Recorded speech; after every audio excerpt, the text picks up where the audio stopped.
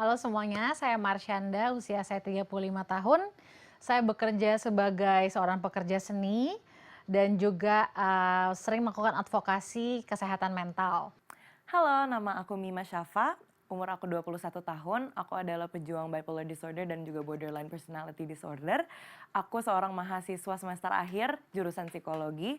On the side, aku juga mental health advocate di sosial media. Halo, aku Yovani Ashifa Jami, biasa dikenal sebagai RSJ Survivor. Saat ini aku aktif mengedukasi lewat kontenku di media sosial Instagram @yovania_aj. Aku juga aktif mendirikan komunitas kesehatan mental, Pasti ID, Patahkan Stigma Kesehatan Mental Indonesia. Halo, apa kabar? Selamat datang dalam program spesial CNN Indonesia di Hari Kasih Sayang, Love Yourself. Saya Prasidya Puspa dan ini tidak hanya sebagai inspirasi, melainkan ini menjadi ruang refleksi dan wawasan tentang perjalanan kesehatan mental yang kini mulai sering kita jumpai belakangan. Tantangan terbesar dalam hidup saya yaitu terdiagnosa bipolar disorder menjadi misi terbesar dalam hidup saya. Di mana saya banyak sharing konten tentang mental health, menghapus stigma dan juga membuat orang lebih berempati terhadap orang-orang yang punya kondisi mental health apapun itu.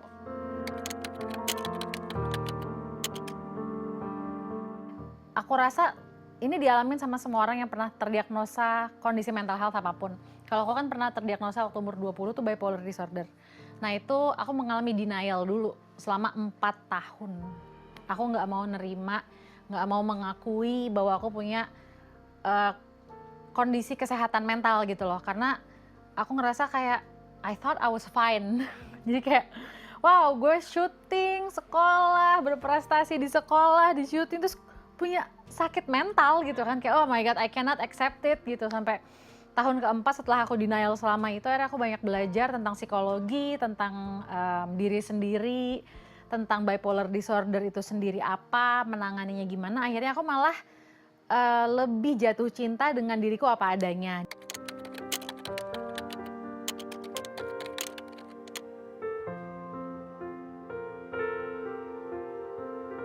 Malu enggak sih, karena enggak, karena aku akhirnya lebih denial ya, kayak nggak mau terima aja, nggak mau terima bahwa aku punya kondisi itu, tapi ke orang terdekat aku bilang aja. Pada tahu semua gitu, keluarga yang merujuk ke psikiater, terus mereka tahu kondisi itu, aku yang nggak mau terima, keluarga semua udah terima, gitu. Teman-teman dekat udah terima, udah tahu. Aku yang nggak mau terima, dan ketika akhirnya setelah tahun kelima aku menerima kondisi ini, nggak mau menyangka lagi, aku merasa kayaknya di Indonesia deh gitu ya, banyak loh orang yang punya kondisi seperti aku, tapi nggak punya support yang sama. Mungkin keluarganya tidak mengerti apa itu mental health. Akhirnya mereka menstigma anaknya sendiri atau nggak memberikan the right help untuk anak ini. Ngerasa lonely, ngerasa lost, ngerasa disalahpahami. Pasti banyak banget di Indonesia yang kayak gitu. Akhirnya aku memutuskan untuk open up malah ke publik. Aku malah mengakui apa adanya bahwa memang aku punya diagnosa bipolar disorder.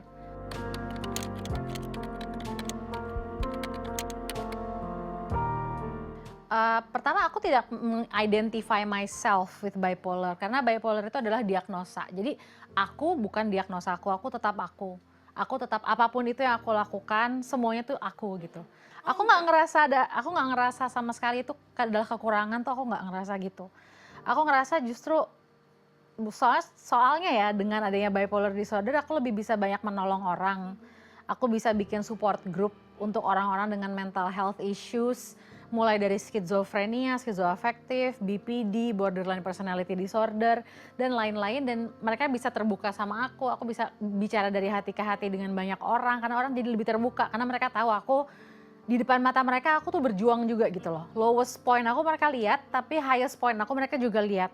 Dan aku kenapa nggak ngerasa ini kekurangan, karena aku tetap bisa berkarya walaupun aku punya bipolar gitu, tetap bisa jadi ibu, jadi teman untuk teman-temanku, jadi kakak untuk adik-adikku gitu.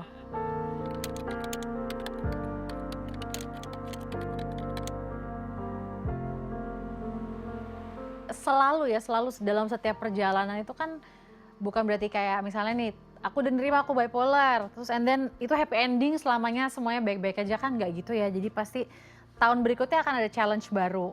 tahun berikutnya akan ada cobaan baru lagi dalam hidup gitu kan. Itu kan pasti ada dan itu nggak harus untuk orang yang bipolar. Nah aku terbiasa untuk percaya dengan higher self yang ada dalam diri aku. Itu artinya adalah diriku yang paling dekat dengan Tuhan. Kan kita sering denger ya yang istilah yang bilang bahwa Tuhan itu lebih dekat dari urat nadi kita sendiri. Aku bener-bener percaya dengan itu. Dan aku rasa itu yang paling memberikan aku kekuatan sih untuk entah menerima, entah terus berjuang, entah kerja keras, entah legowo atau surrender ikhlas menghadapi sesuatu gitu. Depresi akhirnya. Nah terus aku pernah mengalami fase di mana aku depresi. Dan ini adalah sebuah momen yang aduh gila sih. Jadi aku kan akhirnya ngaku nih kepada psikiaterku. Kayaknya aku ngerasa unstable. Terus habis itu langsung lah di-adjust medication aku oleh psikiaterku. Di-adjust supaya jangan sampai Caca ke titik yang lebih parah dari ini gitu loh. Nah akhirnya setelah aku mengkonsumsi medication dengan regimen yang baru gitu, aku mulai recover pelan-pelan. Tapi kan untuk recover menjadi stabil lagi itu butuh waktu bisa sampai 3-6 bulan. Sampai aku benar-benar stabil kayak ya normal gitu. Dan di bulan ketiga, bahkan bulan ke-1, 1, 2, 3, 4, 5, 6 itu adalah bulan dimana aku lagi syuting. Jadi can you imagine aku lagi recovery, lagi adjustment period dengan obat-obatan yang baru, aku harus syuting. Aku udah ngerasa mati rasa sebetulnya. Gak overload, mati rasa. Kayak syuting tuh kayak, oh ini berlalu aja, ini gue jalanin aja. Terus kayak yaudah gue pulang, di mobil nangis. Kayak nangisnya tuh karena ngerasa seharian tuh menahan side effect dari obat-obatan yang baru aku konsumsi. Kayak gitu udah. Terus pas nggak nyampe setahun kemudian filmnya keluar, booming. Yang aku sama sekali nggak nyangka. Booming dan aku rasa ya Allah Tuhan tuh baik banget. Maksudnya aku tuh dikasih kayak, gila gue lagi ancur, gue lagi nggak bisa menghargai diri sendiri, menghargai karya yang aku lagi kerjain, apapun itu karena bukan nggak mau, bukan sombong, tapi karena secara mental tuh nggak sanggup gitu loh. Diberikan karya yang alhamdulillah booming. Nah itu kayak, oh no, kayak melted gitu, kayak meleleh dengan rasa syukur gitu. Aku tipenya tuh bukan yang melakukan percobaan bunuh diri. Bipolar disorder itu kalau misalnya obat-obatannya atau treatmentnya atau merawat diri sendirinya kurang tepat, itu bisa jadi ke situ. Cuman kalau aku paling pernah punya pemikiran aja, tapi tidak melakukan percobaan atau action apapun.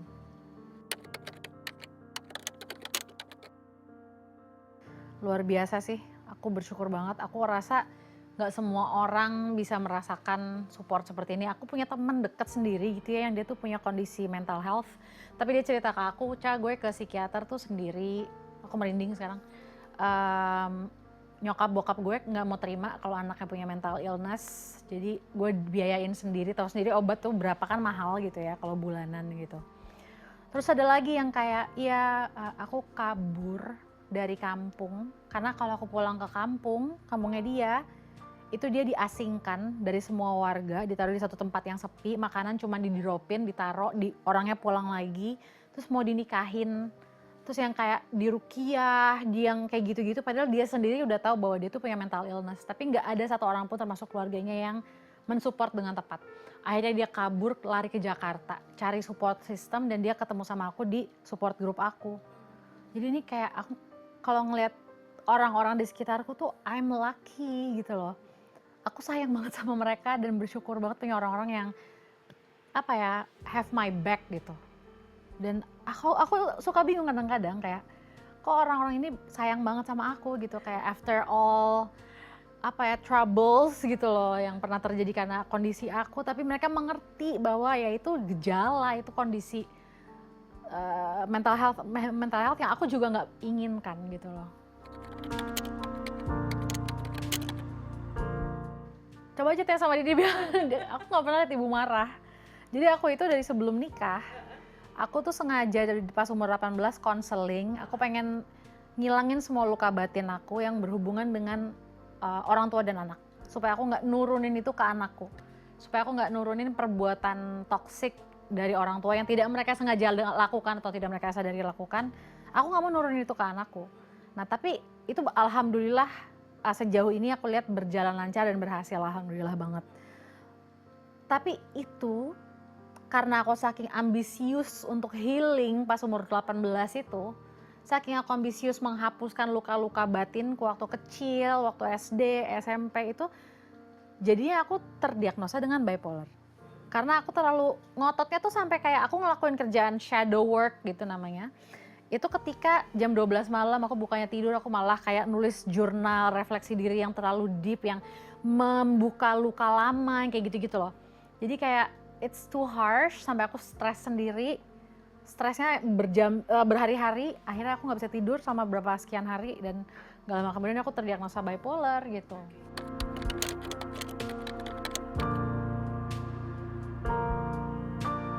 Itu aku ketemu dengan orang-orang yang menerima aku, yang celebrate aku for who I am, seaneh apapun aku, berisik apapun aku diterima gitu loh. Tapi kalau di sekolahku waktu kecil, aku dianggap aneh, dianggap too loud, dianggap terlalu banyak, terlalu ceria, terlalu banyak energi, aneh gitu. Jadi aku dibully waktu SD. Siana itu nginep sama aku weekend 3 hari. Dan kita biasanya, ya kalau di Jakarta kemana lagi sih kalau nggak ke mall, hiburan ya kan. Atau nggak kita di rumah aja nonton. Atau nggak kita suka ngobrol-ngobrol kalau misalnya lagi ada momen-momen yang nggak direncanakan gitu ya, kayak sebelum tidur, sebelah-sebelahan gitu kan, kita kayak lagi mau tidur gitu, terus tiba-tiba datanglah momen indah di mana Siana mau quality time sama aku, yaitu conversation-nya tuh yang deep, yang cerita-cerita dalam hidup dia yang personal, yang real, yang wow, aku seneng banget bisa punya bonding yang begitu kuat sama dia gitu. Enggak sih, karena kayaknya aku pas umur dia nggak gitu deh. Terus tapi dia bilang kayak, ibu-ibu tunggu jangan ke atas, ibu makannya di sini aja di meja makan di bawah, jangan sambil nonton TV. Aku pengen ngobrol quality time sama ibu, which I think is so sweet gitu. Dan aku seneng banget, oh my god.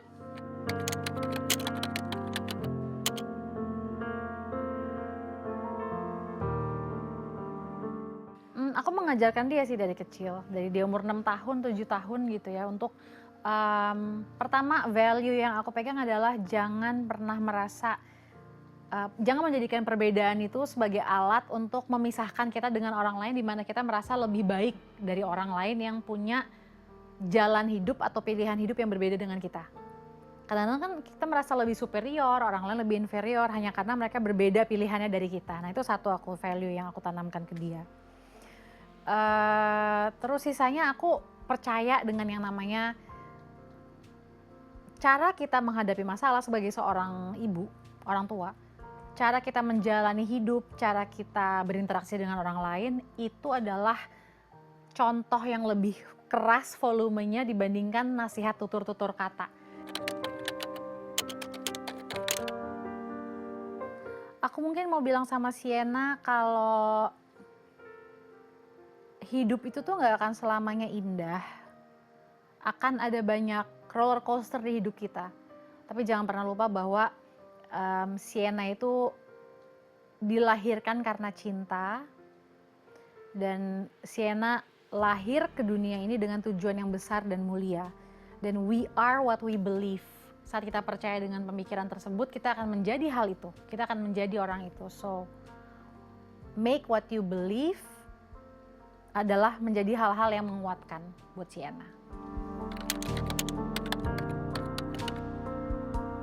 Oh my God, truthfully I'm really thankful, bersyukur banget, bukan bangga ya, bersyukur dengan kaki yang nginjek bumi, jejak tapi kuat dan kokoh bahwa orang itu adalah aku.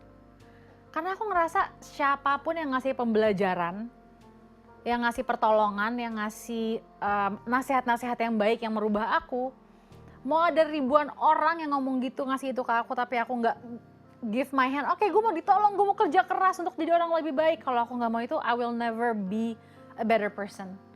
So I am my own hero.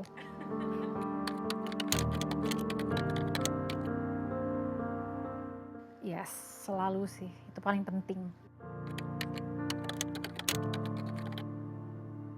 Definisi self love buatku adalah kita yang memvalidasi diri kita sendiri, bukan orang lain. Kalau kita punya rasa apapun itu, positif, negatif, kita punya keinginan, kita punya rasa ingin dilihat, kitalah yang menjadi orang yang melihat diri kita sendiri. Kita yang mengakui diri kita sendiri. Kita yang menjadi penyelamat fans terbesar dari diri kita sendiri. Be the hero that we're looking for, itu diri kita sendiri.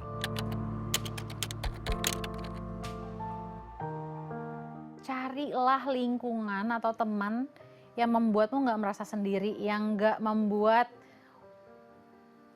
apa yang terjadi dengan dirimu tuh sesuatu yang salah gitu loh. Kayaknya lo salah deh kayak gitu, kayak mestinya jangan gitu deh perasaan lo. Cari orang yang bisa memanusiakan dirimu. Perasaan apapun yang kamu rasain, kita wajar gitu loh. Semua, even kayak gejala yang ada dalam orang-orang dengan mental health issue aja tuh, itu gejala-gejala yang dialami manusia normal. Jadi sebelum kita mencari diagnosa, siapa tahu aja kita emang panik, kita emang sedih, dan itu wajar. Belum tentu itu sebagai gejala gitu. Jadi jangan langsung ke situ jalurnya. Coba manusiakan diri sendiri dulu, terima diri sendiri dulu. I think that's healing untuk siapapun.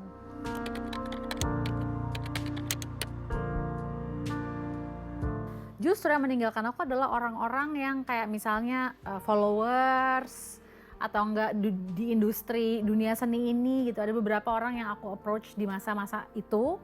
Aku baru open up, aku bipolar dan lain-lain. Terus beberapa manajer yang aku hubungin untuk manajerin aku, mereka nggak mau, mereka nggak bales-bales.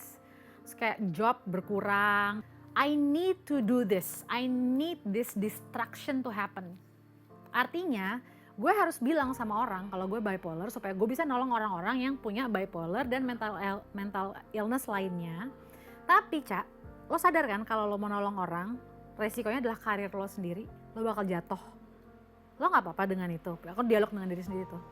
So aku bilang, gue gak apa-apa, I will do it. These people need to hear real story from a real person yang pernah jatuh gitu loh. Dan mereka melihat orang yang jatuh ini bisa bangkit lagi. Kalau orang melihat itu kan kayak jadi ngeliat kayak Marshanda aja sehancur itu bisa bangkit, ya gue juga bisa lah gitu. Dia kan manusia juga gitu loh. Nah aku that's what I wanna be gitu. Ini waktu aku SD, kebiasaanku tuh kalau misalnya lagi nangis, untuk menghibur diri sendiri aku nyanyi. Ini adalah soundtracknya film Anastasia, film Disney gitu. Terus cuman sedikit doang, sebelum itu aku nadanya tuh nggak tahu kenapa soothing banget, bikin aku ngerasa kayak terhibur gitu, ada temennya gitu. Dancing bears, painted wings, things I almost remember, and a song someone sings. Once upon a December. Gitu lagunya, judulnya Once Upon a December.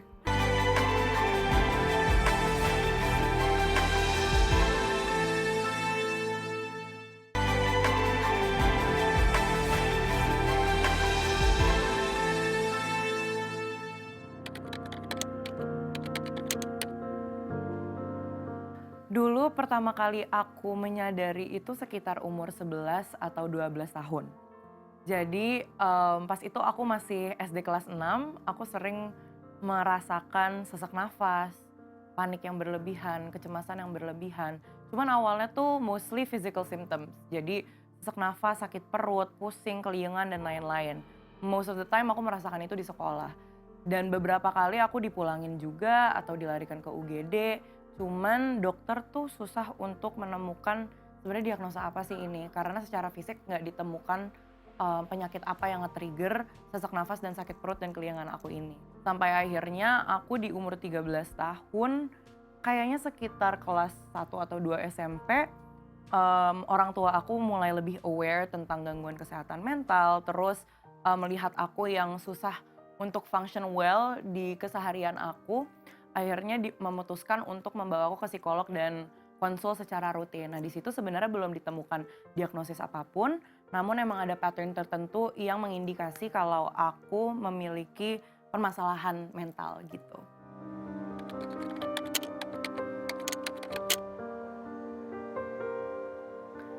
Pada saat itu aku lebih ngerasa bingung sih.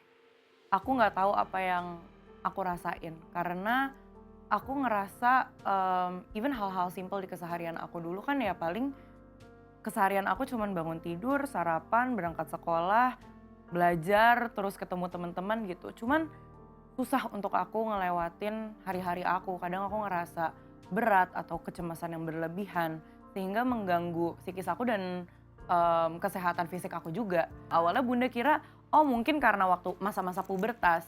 Cuman kok lama banget nih sampai bertahun-tahun tuh masih ngalamin seperti itu. Jadi semenjak aku umur 13 tahun, aku jadi rajin ke psikolog.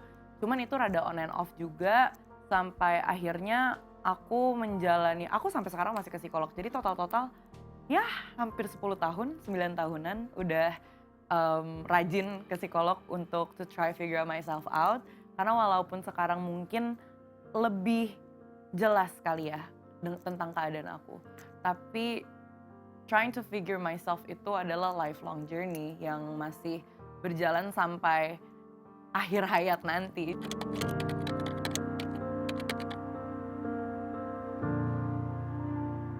Aku pasti ada rasa marah, pasti ada rasa kayak oh susah ya untuk dimengerti sebagai seseorang yang memiliki gangguan-gangguan ini. Sebagai pejuang, aku lebih suka mentionnya pejuang soalnya. Cuman as time goes by, seiring jalannya waktu, aku melihat ini sebagai opportunity dan juga melihat bahwa oh emang ternyata masyarakat tuh belum seedukasi itu mengenai gangguan kesehatan mental. Jadi it's not about hatred for me, it's about misunderstanding dan juga belum teredukasi enough tentang kesehatan mental. Jadi stigmanya tuh masih sangat kuat. Dan aku sendiri juga akhirnya put on a mission dari aku umur 13 tahun malah, dari aku sebelum mendapatkan diagnosa bipolar dan BPD untuk terus sharing tentang gangguan kesehatan mental dan juga mental health awareness.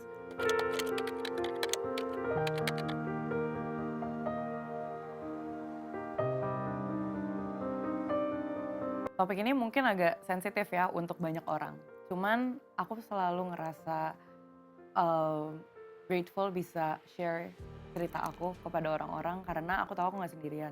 Ada banyak orang juga yang melalui mungkin hal yang berbeda dari aku tapi memiliki pemikiran yang sama seperti aku untuk melakukan percobaan bunuh diri. Cuman menurut aku healing is not linear. Healing itu gak garis lurus ke atas doang. Cuman simpang siur, ada turunnya lagi, ada naiknya lagi. Jadi itu namanya hidup lah. Nggak cuma healing doang, tapi perjalanan hidup kita pasti ada jatuh bangunnya juga. So, walaupun pada saat itu aku juga udah menjalankan treatment dan aku udah ke psikolog, ke psikiater dan lain-lain, tapi pasti ada masa-masa di mana mau menyerah gitu. Karena capek aja terus-menerus seperti ini. Tapi satu hal yang aku selalu ingat dan selalu aku pegang omongan bunda pada saat itu aku sedang dirawat di rumah sakit setelah percobaan bunuh diri aku adalah bunda selalu bilang ke aku, terserah Mima gimana Mima mau lihat situasi ini dalam perspektif apa, dalam sudut pandang apa, suatu berkah atau suatu musibah. Dan aku memilih untuk melihat situasi ini sebuah berkah. Aku sangat bersyukur sama orang-orang sekitar aku karena nggak cuma buat diri aku sendiri doang.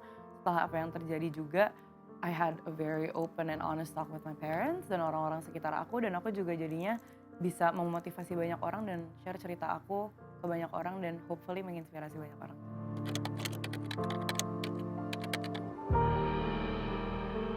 Sebenarnya mungkin banyak orang yang mikir kayak, oh Bunda dan Nanda tuh orang tua yang sangat baik, yang sangat perfect. Kenapa Mima bisa merasakan ini, memiliki orang tua yang sangat perfect gitu ya. Tapi sama halnya dengan semua keluarga di bumi ini pasti ada masalah juga. Jadi apa yang terlihat bukan 100% apa yang terjadi gitu. mungkin apa yang aku alami tidak seintens beberapa orang, tapi surprisingly enough, aku tuh baru memiliki hubungan yang sangat erat dan baik itu akhir-akhir ini. Dulu tuh sebenarnya nggak seberat itu dulu, cuman dulu aku sering banget berantem sama Yanda aku. Aku sama Yanda tuh sebenarnya kayak kaca. Jadi kita sama-sama nggak bisa ngalah. Yang satunya seperti ini, akunya juga seperti ini. Jadi ya susah lah untuk mengalah. Jadi dulu ya berantem sering, terus teriak-teriakan dan lain-lain. Ini aku sering banget sharing juga sama Bunda. Tapi yang aku banggakan dari Bunda Yanda itu, walaupun mereka orang tua yang mungkin notabene-nya tahtanya tertinggi dalam rumah tangga gitu ya, dalam keluarga. Cuman mereka mau terus belajar untuk anak-anaknya. Dan walaupun aku di sini posisinya sebagai anak Bunda Yanda, which I'm very grateful of, mereka sudah melahirkan aku ke bumi ini. Cuman mereka terus mau belajar, terus mau berusaha untuk lebih baik untuk aku. Karena menjadi orang tua itu untuk mereka bukan berarti mereka harus kayak memiliki power yang berlebihan. Kayak Bunda Yanda selalu bilang, emang ini hak dan kewajiban Bunda Yanda untuk mengerti kamu, karena orang tua pernah jadi anak tapi anak gak pernah jadi orang tua. Itu satu hal yang selalu Bunda Yanda katakan kepada aku. Jadi I'm very grateful that I have parents yang mau terus belajar dan yang mau terus membantu aku gitu.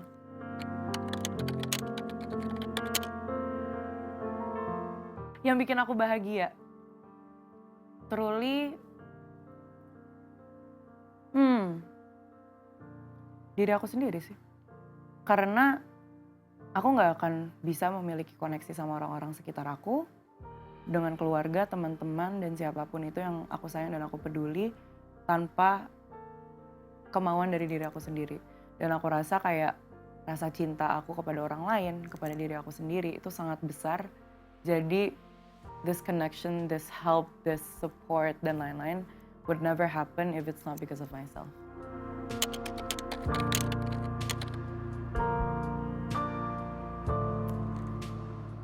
Yang pengen aku sampaikan ke Bunda Yanda, I know they're so cute. Itu setiap hari kayak gitu. Iya. Iya, setiap hari kayak gitu dari aku kecil sampai besar pasti kalau aku pamit atau aku baru pulang, pasti aku langsung ditarik dan dipeluk dan dicium-cium. It's something that is so normal in our family and I'm really grateful for it. Mungkin apa yang aku mau sampaikan ke Bunda Yanda, they had me in such a young age. Bunda waktu itu umurnya 21 tahun, seumur aku sekarang, aku gak bisa ngebayangin diri aku punya anak kayak gimana sekarang. Dan Yanda pas itu umurnya 29 tahun. It was probably hard for them to have a child di umur yang sangat muda. Dan prosesnya sangat lama, Bunda sama Yanda tuh belajar tentang parenting. Kayaknya pas itu mereka baru mulai belajar banget itu pas aku umur 6-7 tahun. Jadi, dan itu juga masih lama lagi prosesnya karena mereka harus belajar menjadi orang tua saat anaknya masih bayi, balita, sampai remaja, dewasa, segala macem. What I can say to them is that I'm proud of them, walaupun aku adalah anak dari mereka juga, tapi sebagai orang tua sangat penting untuk diberikan apresiasi juga. Karena at the end of the day, ini something that I just realize lah akhir-akhir ini as an adult. Selama aku hidup tuh aku ngelihat Bunda Yanda sebagai orang tua. Udah, role mereka adalah orang tua bagi aku. Di mata aku mereka adalah orang tua. Cuman karena aku sekarang udah dewasa, tau lah struggle-nya mencari uang. Terus habis itu kayak hadir buat keluarga. Sorry. Aku sekarang bisa ngelihat kalau Bunda Yanda tuh manusia juga. Aku mengalami these hardships. Emotionally, physically, friendship, work, dan lain-lain keluarga. Mereka pasti juga pernah ngalamin itu dan aku gak pernah mikir itu sama sekali dari dulu. Aku ngeliat mereka sebagai udah mereka orang tua aku aja. Jadi yang aku mau sampaikan, it's okay to be human sometimes. To my parents. Their role in this life is not just gak cuman sebagai orang tua doang. Mereka juga manusia yang perlu kasih sayang, attention, appreciation. Dan aku cuma mau ngasih tahu ke mereka kalau aku bangga banget melihat mereka berproses dari aku bayi sampai sekarang sebagai orang tua. Dan I really love them so much. They're the people that I love the most in this entire world. Dan walaupun mungkin apapun yang aku miliki sekarang, even my parents adalah suatu hal yang sementara. Cuman aku mau mereka hidup mengetahui kalau aku sebagai anaknya bangga sama mereka. Oh, of course. You're a parent juga ya. I'm so proud of you for being a parent too. So great. So amazing. I love parents. You're so cool. Thank you so much. Of course.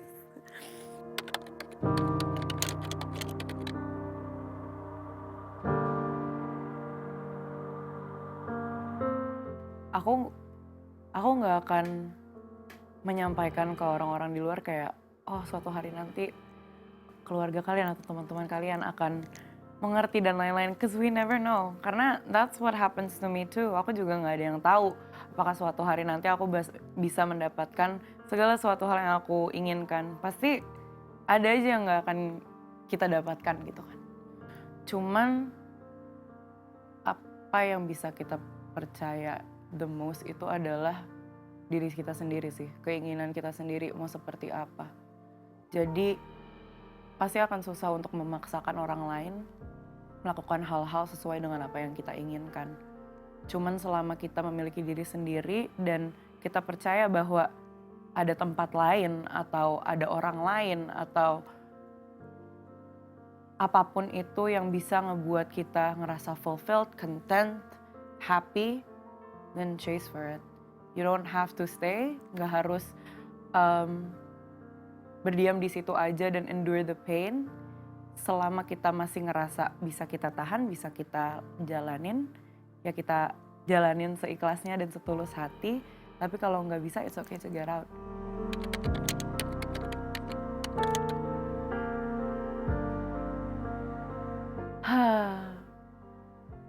Siapa hari ini? Aku selalu bilang aku adalah pejuang sih dalam segala aspek di hidup aku. Karena, dan aku juga bisa bilang, aku pelajar, bukan di kampus, bukan untuk sekolah dan lain-lain. Cuman aku selalu ingat apa yang kata Yanda bilang sih, seumur hidup kita pasti kita akan terus berjuang dan juga belajar. Dan gelar yang akan kita tempuh setelah kita selesai belajar adalah kalau di Islam almarhum atau almarhumah. Jadi seumur hidup aku, even up until now, aku akan berjuang terus dan belajar terus tentang apapun itu. So that's who I am. Aku adalah seorang pejuang dan juga pelajar.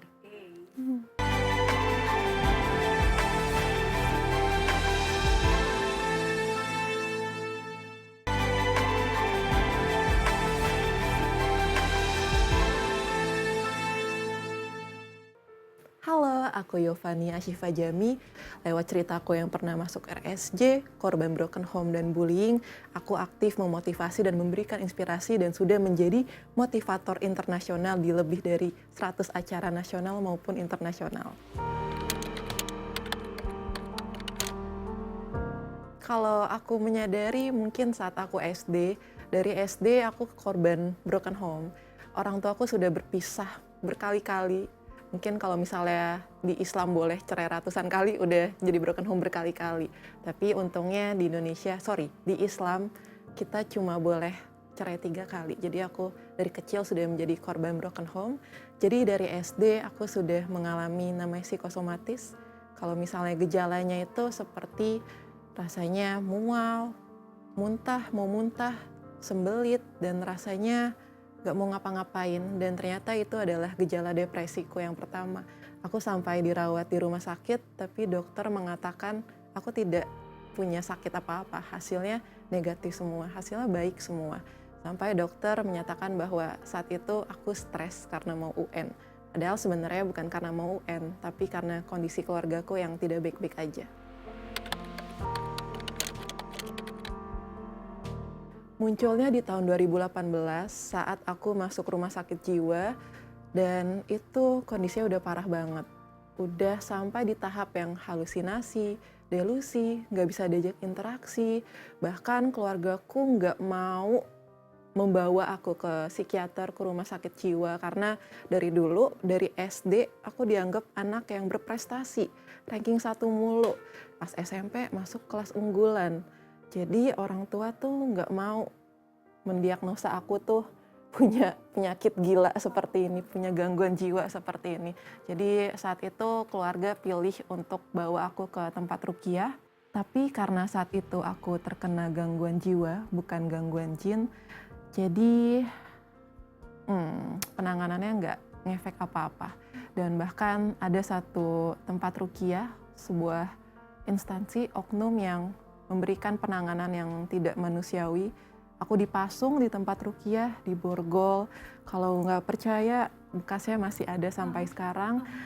Jadi saat aku sedang tidak baik-baik saja, sudah di fase halusinasi, mungkin kalau dibayangkan seperti ODGJ di pinggir jalan. Tapi dengan kondisi aku masih punya keluarga, jadi aku nggak terlantar. Tapi udah sampai di fase yang separah itu. Aku udah merasakan berbagai stigma, pertama dari keluarga, nggak terima dengan gangguan jiwa aku, karena katanya aku anak pinter, anak baik-baik aja, nggak mungkin aku kena gangguan jiwa. Ada rasa malu. Yes, ada rasa malu, terus bahkan sampai di ruqyah dan dipasung, dan akhirnya keluarga baru menyadari bahwa aku perlu bantuan ke psikiater itu saat aku kelas SMA. Di tahun 2018 aku baru dibawa ke rumah sakit jiwa gitu, dan didiagnosa awalnya, bahkan diagnosa aku adalah skizo awalnya. Itu berarti udah parah banget. Kita tahu kasus-kasus pembunuhan atau kasus-kasus berbagai macam kasus tuh diagnosanya adalah skizo. Tapi setelah didiagnosa lebih lanjut, di assessment oleh psikiater, akhirnya keluar diagnosaku adalah bipolar. Dan sekarang aku juga sedang struggling dengan diagnosa baru, yaitu borderline personality disorder atau BPD.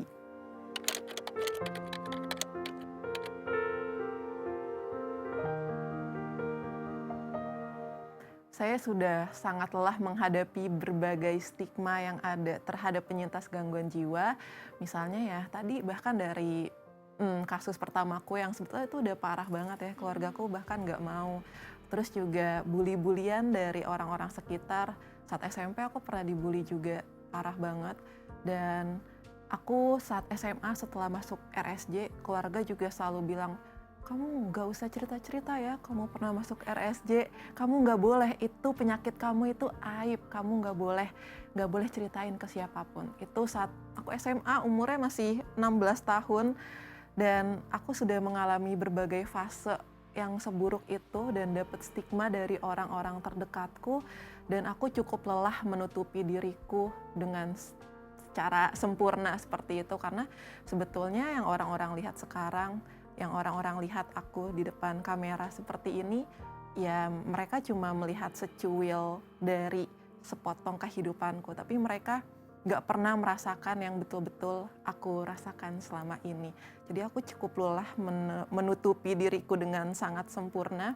Di SMA, saat lulus aku diterima di Universitas Indonesia, ya, which is itu universitas impianku sedari dulu, dan aku merasa punya power atau kekuatan untuk berbicara bahwa inilah Yova yang orang-orang bilang pintar, jenius, cantik, sempurna, tapi sebenarnya Yova juga punya kekurangan. Aku nggak sesempurna yang orang bilang, dan aku pikir mungkin nggak cuma aku doang yang ngerasa seperti itu. Mungkin banyak orang di luar sana yang juga sama kayak aku, dan aku mau memotivasi banyak orang, aku mau membantu banyak orang, mau menginspirasi banyak orang, dan terutama untuk melawan stigma-stigma terkait kesehatan mental di Indonesia, karena aku sadar betul di tahun itu stigmanya masih banyak banget, bahkan aku sendiri korban yang sampai sekarang juga masih berjuang.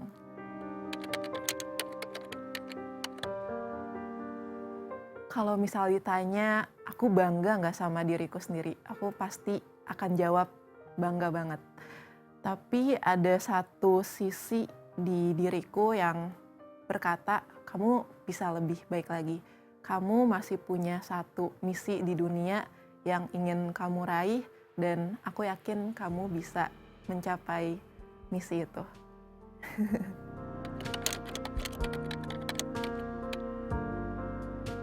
Gambaran diriku di 5 tahun ke depan adalah aku sudah tidak menjadi Yova yang sesempurna itu lagi. Aku akan menceritakan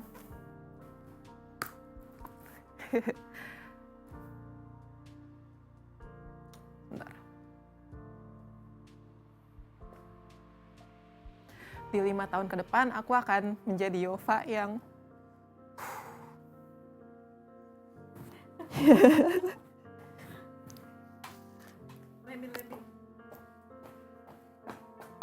Sayang, kamu hebat banget, kamu luar biasa. Kamu pejuang untuk diri kamu sendiri. thank you. Pasti dibalas Tuhan berkali-kali lipat. Jauh akan menyenangkan dari hari-hari kemarin nanti. Aku tahu aku akan menjadi sosok hebat, sosok yang lebih berani, sosok yang benar-benar bisa menginspirasi dan selalu memberikan dobrakan dan gebrakan baru untuk mematahkan berbagai stigma yang ada di dunia, apapun itu.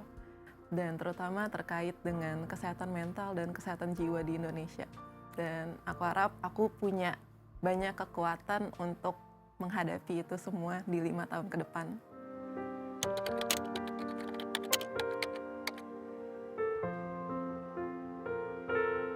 Yang aku bikin bahagia itu adalah ketika aku melihat reaksi orang-orang sekitar. Reaksi orang-orang yang bangga sama diriku sendiri. Karena jujur aku bahkan kayaknya nggak punya rasa bangga, nggak punya rasa keinginan untuk melanjutkan hidupku gitu di beberapa fase tertentu. Tapi kalau aku pikir-pikir, aduh kalau misalnya nanti aku nyerah gitu, tanda kutip nyerah, nanti gimana followers aku, gimana orang-orang sekitarku yang udah support aku sejauh ini, gimana orang-orang terdekatku, gimana keluargaku, gimana sahabat-sahabatku. Aku selalu memikirkan orang lain, aku selalu memikirkan bahwa aku masih punya dampak yang positif buat orang lain. Tapi ada satu fase di mana aku sadar bahwa aku terlalu memikirkan orang lain.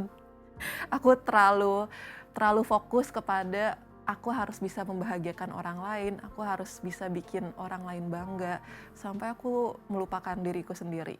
Saat itu aku konsultasi dengan psikologku, dan beliau bilang, Yova, kamu itu udah hebat banget, kamu itu udah gak perlu nunjukin kehebatan kamu ke siapa-siapa lagi.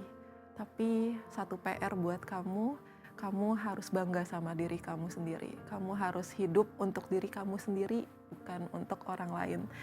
Jadi mulai tahun ini, di 2025, kebetulan baru tahun baru ya, aku punya satu resolusi yaitu untuk hidup demi diriku sendiri. Here's a thing, ketika kamu ngerasa tidak punya siapa-siapa, ketika kamu ngerasa dunia tidak pernah berpihak kepadamu, sebetulnya kamu masih punya diri kamu sendiri. Sebetulnya yang paling butuh diselamatkan itu adalah diri kamu sendiri.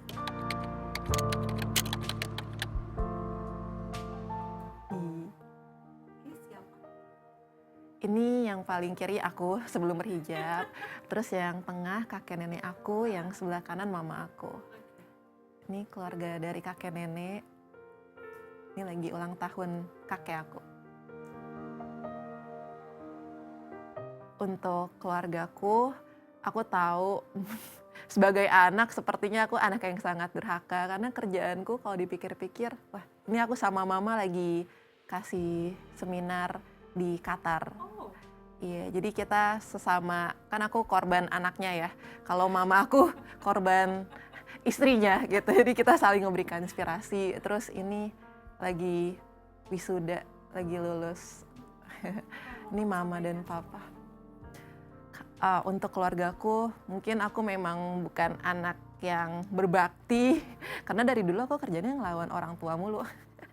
Ngelawan visi misi keluarga sebenarnya. Kayak tadi kan aku bilang, aku harusnya nggak ngasih tahu ke orang-orang kalau aku punya penyakit ini, tapi aku pilih buat speak up di TikTok. Jadi maaf ya, dari dulu aku anaknya bandel, dan tapi justru kayaknya itu yang bisa bikin aku ada sekarang nih, ada Yova yang seperti ini, karena tanda kutip aku berani ngelawan orang tua. Aku tahu apa yang aku mau, aku tahu apa yang mimpi aku yang mungkin tidak selalu disupport sama orang tua, tapi at least mereka betul-betul selalu ada. Mereka betul-betul, kayak misalnya aku bikin kesalahan kayak apapun itu, tapi keluargaku tuh yang aduh ya udah sini meluk lagi, ngerangkul lagi, walaupun mereka emang tidak sempurna ya, nggak ada keluarga yang sempurna, tapi mereka yang selalu ada. Dan sebetulnya aku sayang banget sama keluargaku gitu.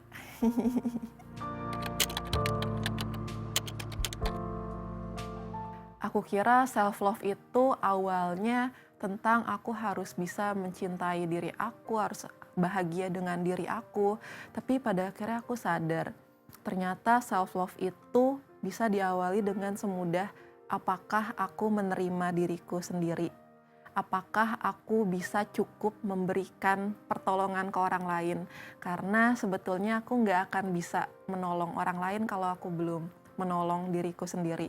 Aku nggak akan bisa memberikan cinta ke banyak orang atau ke siapapun, pacar, HTS, calon suami, apapun itulah, ke orang lain kalau misalnya aku belum merasa cukup dengan diriku sendiri, belum merasa bangga, belum merasa puas dengan diriku sendiri. Jadi selama ini yang aku pelajari adalah aku harus bisa fokus menolong diriku sendiri, mencintai diriku sendiri sebelum akhirnya bisa menolong dan mencintai orang lain.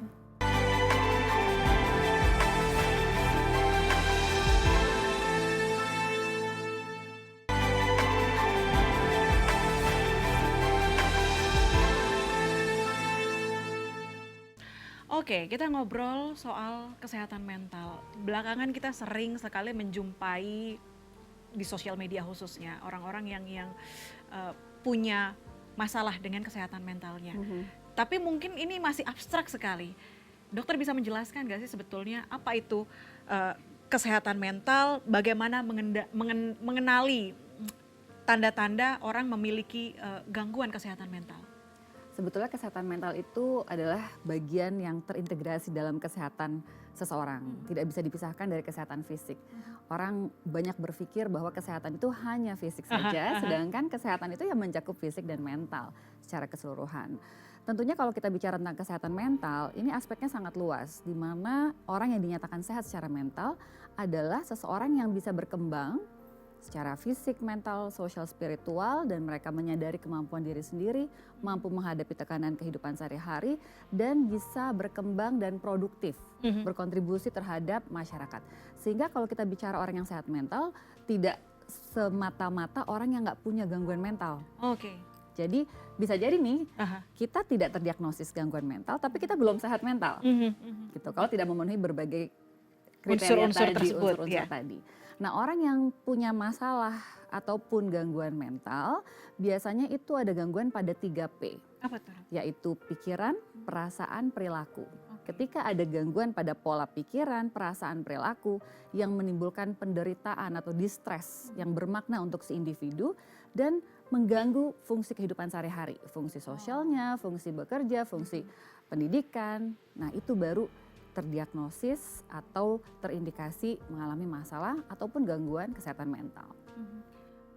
Sekarang banyak orang yang self diagnose, mereka ya lihat merasa tidak sesuai dengan norma, merasa di luar hal-hal yang biasa, normal gitu, abnormal gitu.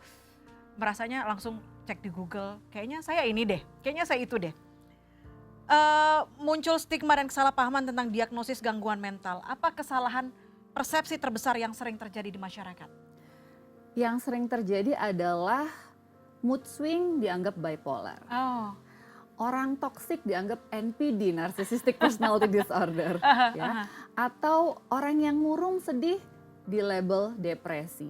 Tapi tidak semudah itu mendiagnosis, karena yang bisa mendiagnosis gangguan mental adalah orang yang kompeten, yang memang belajar, menempuh pendidikan, training untuk bisa mendiagnose seseorang.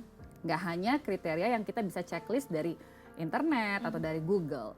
Walaupun mungkin ya, kalau misalnya kita buka internet, kita lihat ciri-ciri bipolar misalnya ya. Adanya perubahan mood yang ekstrim, kadang cenderung murung, sedih, tidak bersemangat. Ada juga di momen berikutnya merasakan perasaan euforia, senang berlebihan. Mungkin orang yang baca ini merasa kayaknya saya pernah deh seperti itu.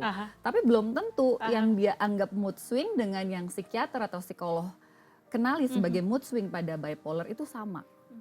Sehingga memang tidak disarankan masyarakat untuk self-diagnosis karena kemungkinan salahnya sangat besar. Ketika menyadari ada something wrong nih dengan diri saya atau orang terdekat saya, yang perlu dilakukan pertama kali adalah memang mencari informasi terlebih dahulu, kemudian bicara dengan orang terdekat, orang yang terpercaya.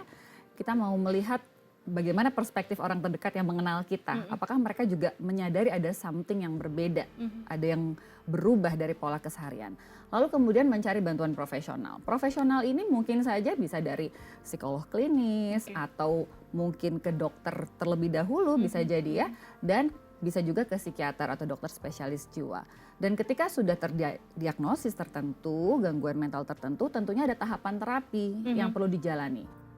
Dari pasien-pasien dokter, bagaimana mereka mencari ketenangan batin ketika cara-caranya ketika sudah bertemu dengan dokter? Mungkin dengan kita membantu seseorang untuk lebih mengarahkan mekanisme copingnya yang positif, dia jadi lebih merasakan ketenangan itu.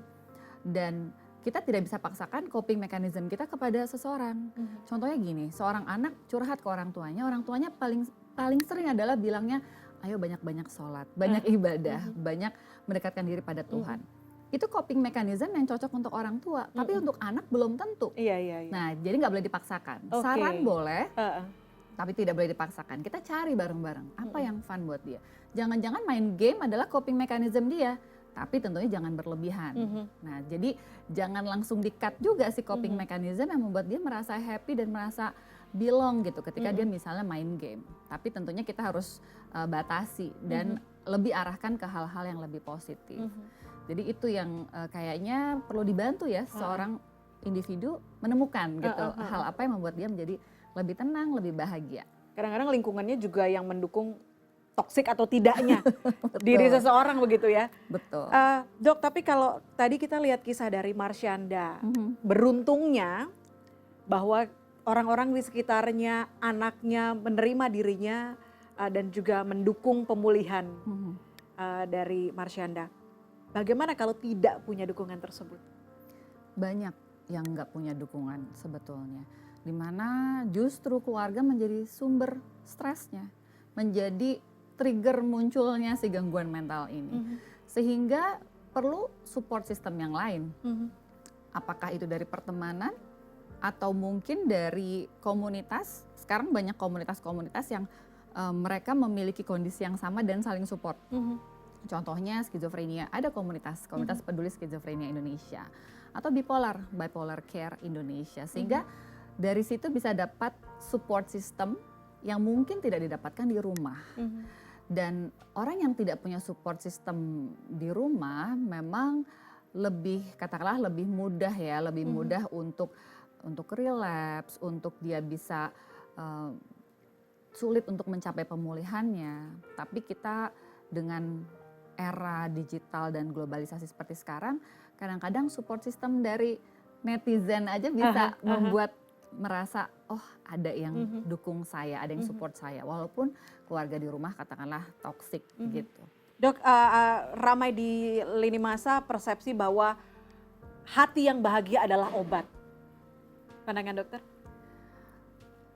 Sebetulnya ini adalah statement yang bisa dibilang betul, hati yang bahagia adalah obat, tapi kan untuk mendapatkan hati yang bahagia itu tidak mudah. Karena ternyata memunculkan bahagia itu butuh upaya, butuh situasi yang kondusif di mana kita bisa memunculkan bahagia itu. Jadi memang itu statement yang di satu sisi tepat, tapi kadang-kadang bisa jadi toxic positivity juga. Karena tidak semua orang bisa semudah itu berbahagia. Kalau kita bicara hati yang bahagia adalah obat pada orang yang lagi depresi, lagi suicidal, lagi terpuruk, dia merasa nggak ada harapan hidupnya, dia kan merasa tidak dipahami, tidak divalidasi. Oleh karena itu kita perlu menyeimbangkan ya antara berempati pada apa yang dialami oleh seseorang dengan gangguan mental dan juga memberikan dia semangat gitu untuk bisa mendapatkan ketenangan dan kebahagiaan itu. Well, Dr. Zulfia Oktanida Syarif, SPKJ, terima kasih sudah bergabung bersama kami dalam program spesial hari ini. Terima kasih, salam sehat. Salam sehat juga. Kita yang menjadi penyelamat fans terbesar dari diri kita sendiri. Be the hero, that we're looking for itu diri kita sendiri. Apa yang bisa kita percaya the most itu adalah diri kita sendiri sih. Kamu harus bangga sama diri kamu sendiri. Kamu harus hidup untuk diri kamu sendiri, bukan untuk orang lain.